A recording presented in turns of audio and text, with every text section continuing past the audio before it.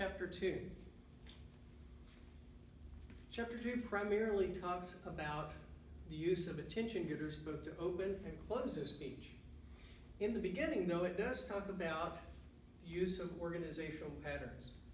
In the book that I used previously, there was a chapter on various organizational patterns. I would lecture on all of those and give examples, and then almost everyone would use topical pattern because it was the simplest and easiest. For this book, I took a different approach. It's more of the learn by doing approach. So each speech has a different organizational pattern assigned to it for the first 6 speeches. 5 of them are informative, and then there's a persuasive pattern for 3C. The first speech we'll be doing is the 2A speech. It uses a chronological pattern. In a chronological pattern, the time sequence is important. This needs to be the first speech. For example, if you were doing a speech about baking a cake, you wouldn't start with putting the ingredients in the oven because we don't have any ingredients.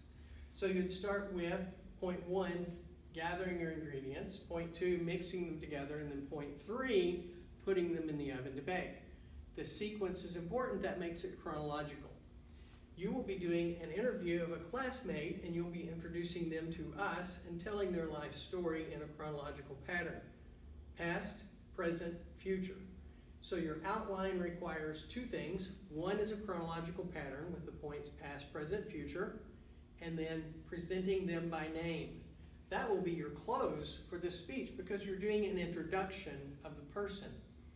And when you say, "Welcome my new friend Grace," we know it's time to clap because you're going to sit down and Grace is going to stand up, and we can clap during that time. So a lot of times you might not be the speaker, but you would introduce the speaker.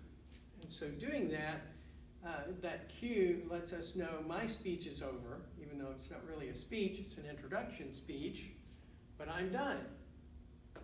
So that will be your close for the 2A speech. After that, we'll begin working in opening attention getters and closing attention getters.